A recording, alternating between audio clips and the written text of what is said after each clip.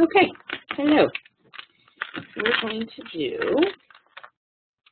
9.4 and 9.5. So let's get our in here. So, oops, need my pencil. All right, we're going to do 9.4 first. Now, 9.4 and 9.5 are all application. Okay, they're all application. So I'm going to be using problems right out of the book. I'm using example 3, 4, and 5 in 9.4, and then probably a couple more problems from the book just to solidify it. But, okay, and first I'm going to read this to you, okay, and then we're going to work on it. It says, 2 cars left an intersection at the same time, one heading due north, one heading due west. Sometime later, they were exactly 100 miles apart. The car headed north had gone 20 miles further than the car headed west. How far had each car traveled? All right, here's the intersection. One's going north and one's going west. It said after, sometime later, they were exactly 100 miles apart. And it said that the car headed north had gone 20 miles farther than the car headed west. Remember, la la la la la, more than the car headed west. So the car headed west gets the X because we don't know what it is. And this one had gone 20 miles farther. Remember, whatever comes after the blah, blah, blah, blah, blah, more than, or blah, blah, blah, blah, blah, more, whatever comes after that, at the end of the sentence, that's what gets the X. And then you go back and it says 20 miles farther. Okay. Because one's going north and one's going west, it created a right triangle. And I'm going to remind you of something called the Pythagorean theorem.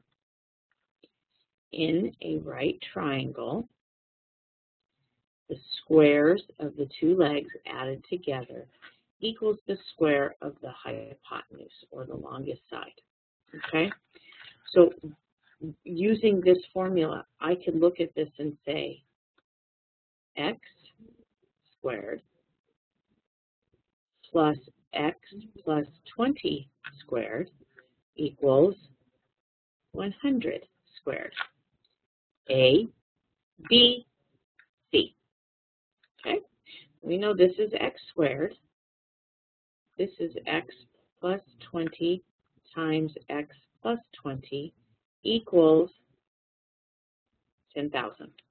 Okay? So x squared plus x squared, 20x, 20x, 400 equals 10,000. So 2x squared plus 40x, I'm just combining like terms, plus 400 equals 10,000. Now remember, whenever you have a quadratic equation or something with an x squared, you want to get everything on one side, 0 on the other, and then you can either factor, complete the square, or use a quadratic formula. So I need to move this over, which gives me 2x squared plus 40x minus 9,600 equals 0. Now, we can go from here, or we can do something that would make it just a wee bit easier, and that is they all can be divided by 2. And it's just to make it easier. We're just simplifying it a little bit more. So really we're looking at x squared plus 20x minus 4,400, and 0 divided by 2 is just 0. Now, we can use the quadratic formula, we can complete the square, or we can use factoring. So we'll just go ahead and use the quadratic formula. A is 1, B is positive 20, and C is negative 4,400. So x equals the opposite of b plus or minus b squared minus 4 times a times c all over 2 times a. So the opposite of b plus or minus b squared minus 4 times a times c, that's 4,400, all over 2 times a.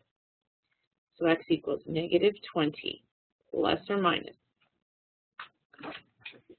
20 squared, which I'm pretty sure I know what that is, but we'll just, 400. 400. Now, negative 4 times 1 is negative 4, and negative 4 times negative 4,400 is positive 17,600 all over 2, which equals negative 20 plus or minus the square root of 18,000 over 2. And it's not a perfect square.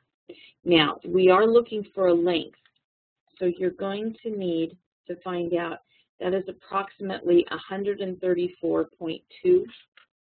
So I'm going to round it off to 134.16407. So I'm going to round it off to 134.2 over 2. Now, the last thing we need to do is figure out really what the final product is. Now, what you have to realize is this is a length. Can a length be a negative number? No. So we're going to have two problems. We're going to have negative 20 minus 134.2 over 2, and negative 20 plus 134.2 over 2. Well, this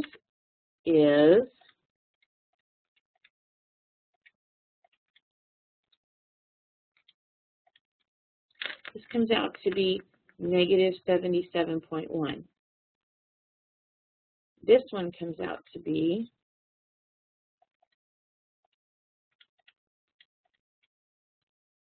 positive 57.1.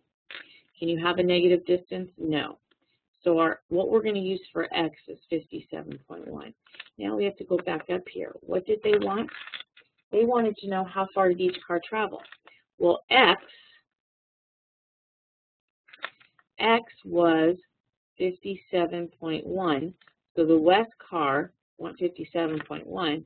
The north car went 57.1 plus 20, which is 77.1. That's what the north car went. So there's your answers. All right. Let's try another one.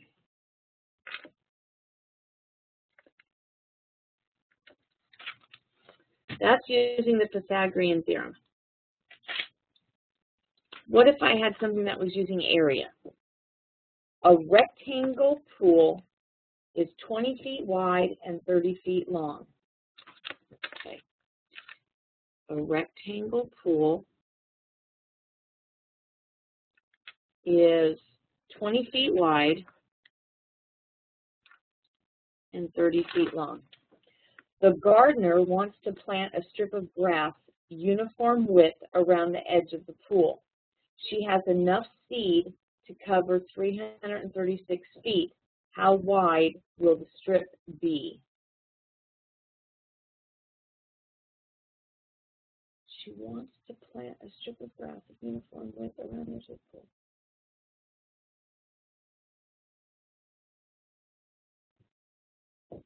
Okay, so we're going to do this. You like my little square? But it's uniform, which means this length is the same as this length. Does that make sense? Uniform length. This length, we don't know what it is the same as this length. So what I want you to see is this side is 20 plus 2x. An x here and an x here. And this side is 30 plus 2x. An x here and an x here. Does that make sense? Now, the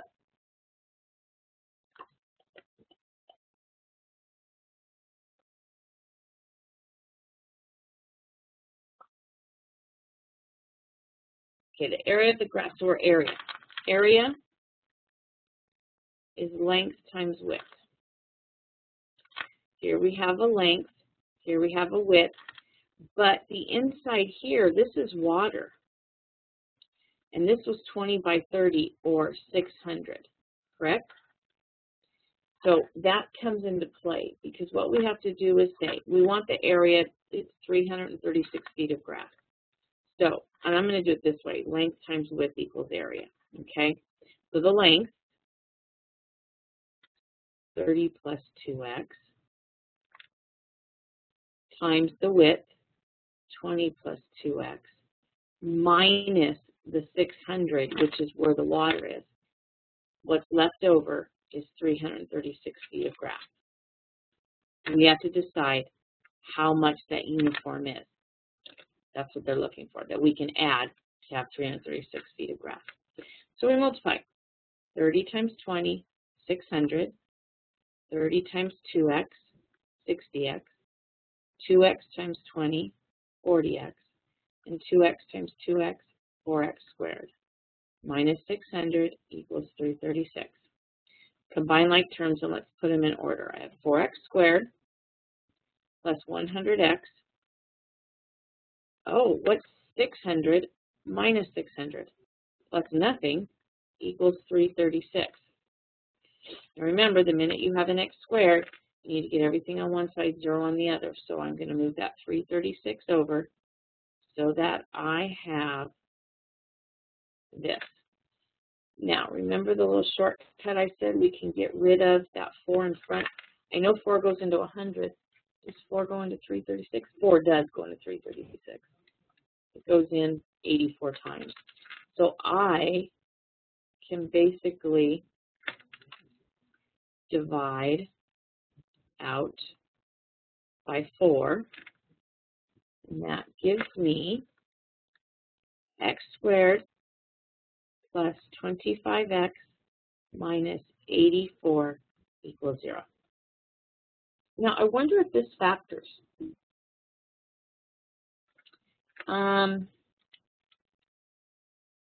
It does. 84 is 28 times 3. And what's 28 minus 3? Which one subtract to give you 25? 28 times 3.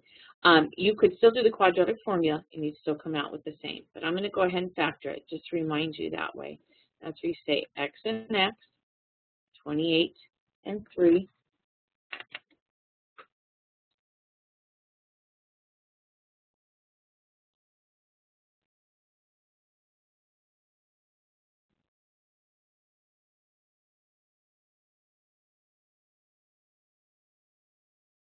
Hang on just one second.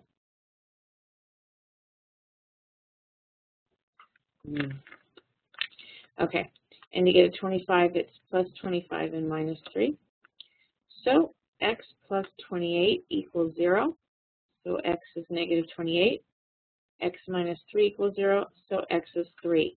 Now, remember, we're dealing with a length. Can I have negative 28 here, or could I have 3 there?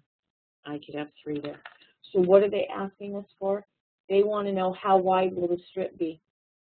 The strip will be 3 feet wide. That's our answer. All right. This one, I need to show you something. According to my calculations, we did it right, except that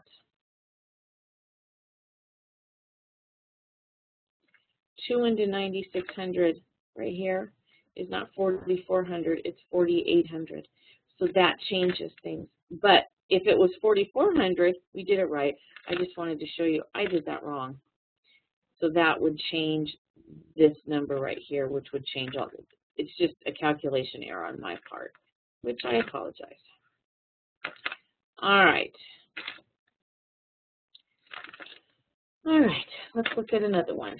The last one we're going to look at is if an object, listen, if an object is projected upward from the top of a 144-foot building at 112 feet per second, its position in feet above the ground is given by They give you a formula. When the object hits the ground,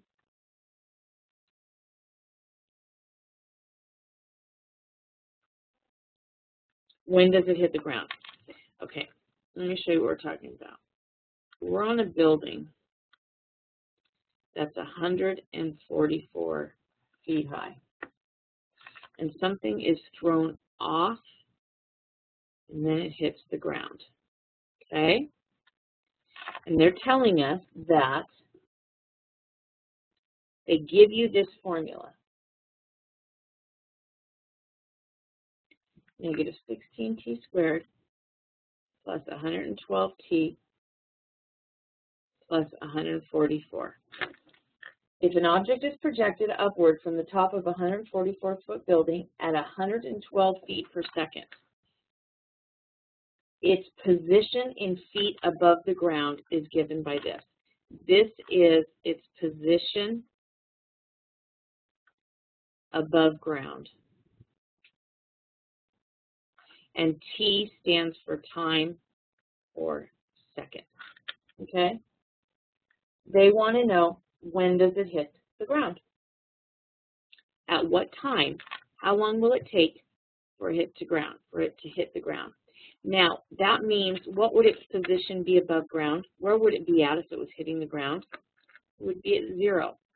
This would be at, say, 5 feet. This would be at 30 feet. This would be at whatever, et cetera, et cetera, et cetera. But if it's at the ground, it's 0. So we're plugging in 0 for this. And we're solving for t, which is the time. Okay? Now, let's see. Does 16 go into 112? It does, 7 times. Does 16 go into 144? It does, 9 times. So basically, I can do what I've done before. I can divide by negative 16, and I can do it over here too. All right? Which means I get 0 equals t squared minus 7t minus 9. Now, are there multiples of 9 that subtract to give you 7? No. So we have to use the quadratic formula here. We have to use the quadratic formula. A is 1, B is negative 7, and C is negative 9. So x is equal to the opposite of b plus or minus b squared minus 4 times a times c all over 2 times a. So b is negative 7 squared times a times c all over 2a. All right, so x equals 7 plus or minus 49. Negative 4 times 1 is negative 4, and negative 4 times negative 9 is positive 36, all over 2. So x equals 7 plus or minus 49 plus 36 is 85. Now we are talking about time, so we have to go ahead and round off. So that gives 7 plus or minus, the square root of 85 is 9.21. So it's 9.2 over 2. Now, again, we're talking about time. So I have 7 plus 9.2 divided by 2, and 7 minus 9.2 divided by 2.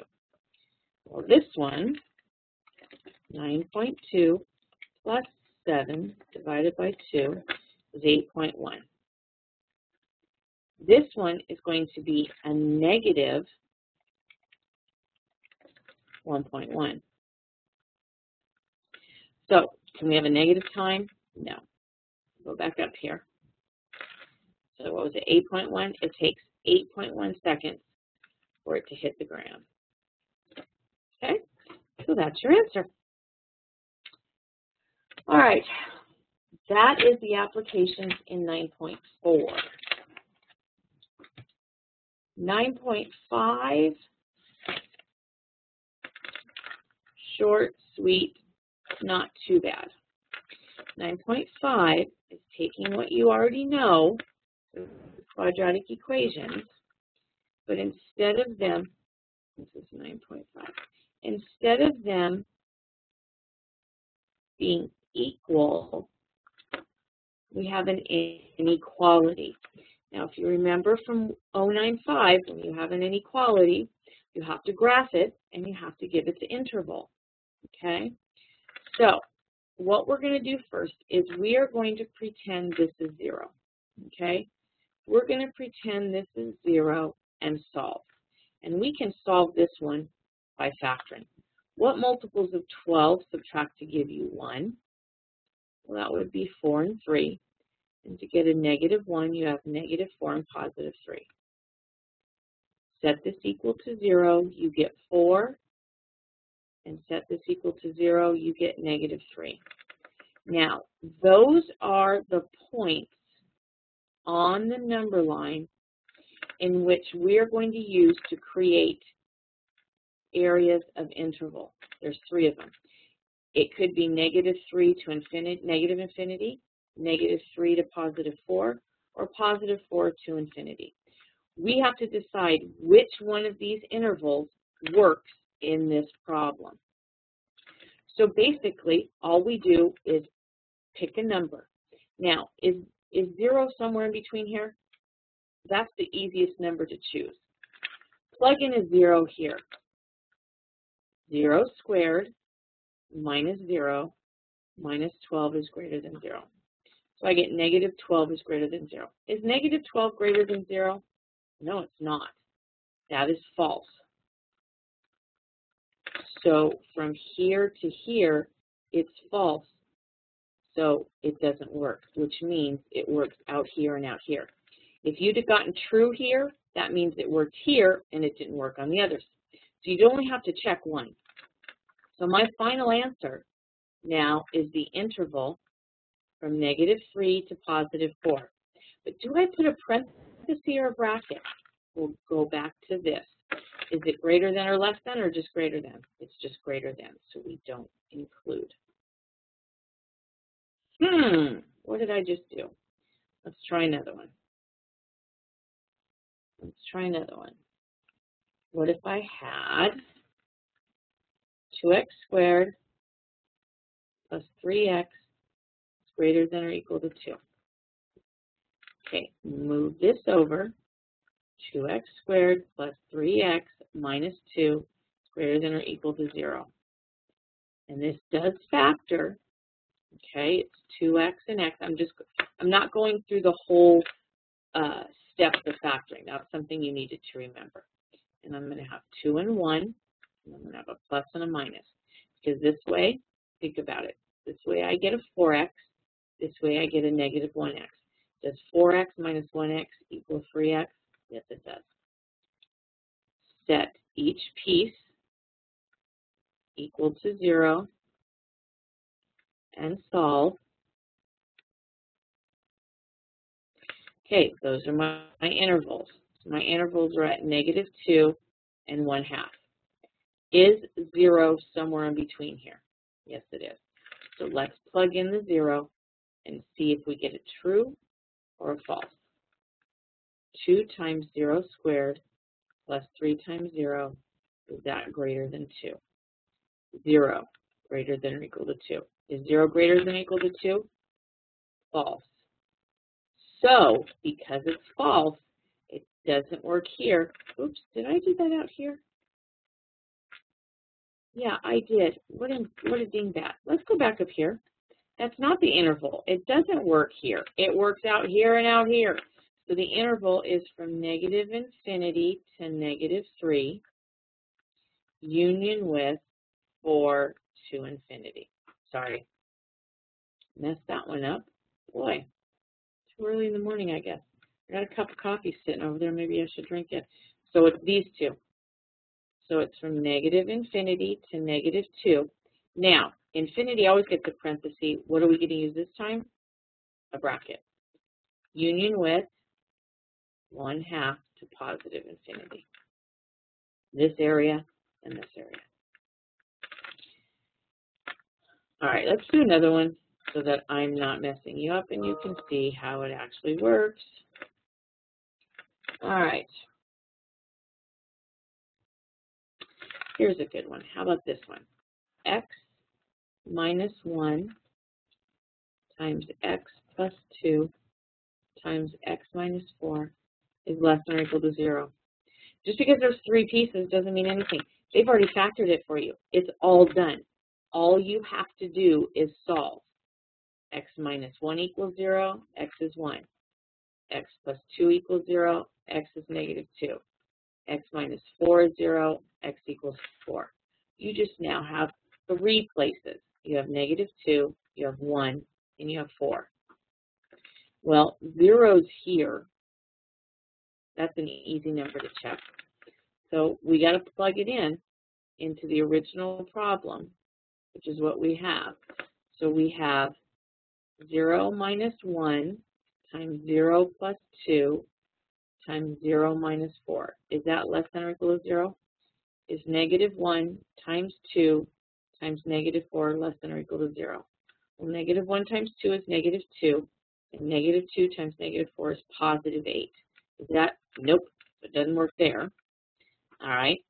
Could we try 2? Is that a number in between 1 and 4? Okay. Let's try 2. 2 minus 1 times 2 plus 2 times 2 minus 4. Is that less than or equal to 0? So it's 1 times 4 times negative 2. 1 times 4 is 4, times 2 is negative 8. Is negative 8 less than or equal to 0? Yes, it is. Well, because there's 4 pieces, we have to test here, and we have to test over here. So here we can test 5. We just plug in 5. Okay, let's plug in 5. We get 5 minus 1 times 5 plus 2 times 5 minus 4. So 4 times 7 times 1 is 28 less than or equal to 0? Nope. It doesn't work there. What do you think it's going to do over here? Let's try negative 3. Negative 3 minus 1, negative 3 plus 2, negative 3 minus 4.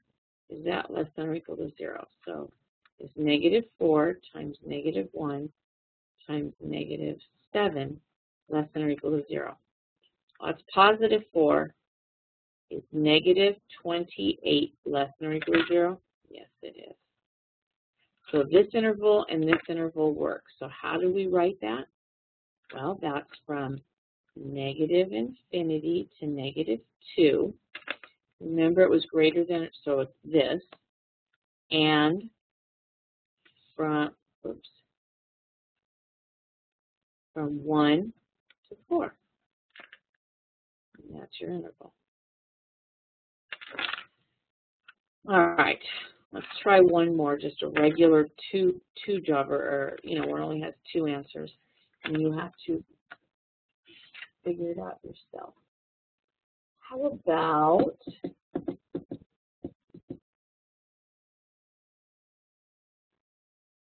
x squared minus 3x minus 10? Okay, x squared minus 3x minus 10 is greater than or equal to 0. Are there multiples of 10 that subtract to give you 3? 2 and 5. So we're going to solve this just as if it was equal to 0 by factoring. 5 and 2, get a negative 3, be like that. Solve, you get 5. Solve, you get negative 2. Now that is where we're going to check. And what's right in the middle here? 0. So is 0 squared minus 3 times 0 minus 10 greater than or equal to 0? That's 0, that's 0. Is negative 10 greater than or equal to 0? False. So this is my intervals. From negative infinity to negative 2, what do I give it? A bracket. And from 5 to positive infinity, bracket. And that's your answer. Now, the only thing you need to be aware of is they're going to try to trick you. They are. They're going to tell you something like this. 2x minus 3 squared is greater than negative 1. Now, if it was 2x minus 3 squared is equal to -1, we would just, oops, not square both sides, sorry. We would take the square root of both sides and we would solve. But I want you, I kind of wrecked that. Let me write that again. I want you to look at, what are you trying to take the square root of? A negative number. Can you take the square root of a negative number? No. Okay. But if you square something, this ought to tell you, oh, what am I doing? And you go back. If you square anything, whether it be a negative number or a positive number, will it always be greater than -1? If I square a positive number, I get a positive number. That's greater than -1. If I square a negative number, I get a positive number, and that's greater than -1. So basically, this answer, the answer to this problem is everything will work. But what if it was like this? When you square something, will you have a number less than -1, meaning a negative number? So if it's moved this way, the answer is no solution. So be careful, because when you try to solve it and it doesn't make sense, go back and look. They're trying to trick you. It's either everything works or nothing works. That's nothing, that's everything. Okay? And they'll try to trick you there, so just be careful. All right. That is 9.4 and 9.5. All right. You guys have a good day.